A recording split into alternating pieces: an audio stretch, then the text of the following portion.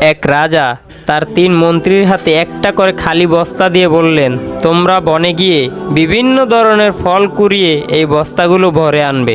রাজার কথা মতো 3 মন্ত্রী জঙ্গলে চলে গেল। প্রথম মন্ত্রী ভালো ভালো ফল দিয়ে বস্তাটা পরিপূর্ণ করলো। দ্বিতীয় মন্ত্রী বলল, রাজা তো আর সব ফল চেক করবে না, তাই সে অর্ধেক বস্তায় পাতা ভরলো এবং উপরের অর্ধেকে ফল ভরলো। আর তৃতীয় মন্ত্রী বলল, রাজার তো আর বস্তা চেক করার সময় নাই, তাই আমি গাছের গুড়ি আর পাতা দিয়ে এই বস্তাটা ভরে নিয়ে যাই। তারা 3 জনেই রাজার সামনে হাজির হলো। রাজা মশাই ঘোষণা করলেন, এই 3 মন্ত্রীকেই আলাদা আলাদা জেলখানায় বন্দি করা হোক এবং তাদের 7 দিনের মধ্যে কোনো খাবার দেয়া হবে না। তারা যেই ফল কুড়িয়ে আনছে সেই ফল খেয়েই তারা 7 দিন পার করবে। 3 মন্ত্রীর পরিণতি হলো, প্রথম মন্ত্রী 7 দিন ভালোভাবে ফল খেয়ে কাটিয়ে দিয়েছে, দ্বিতীয় মন্ত্রী 3 দিন ফল খেয়েছে আর 3 দিন না খেতে পেয়ে অসুস্থ হয়ে পড়েছে, আর তৃতীয় মন্ত্রীর পরিণত হয়েছে সে 7 দিনে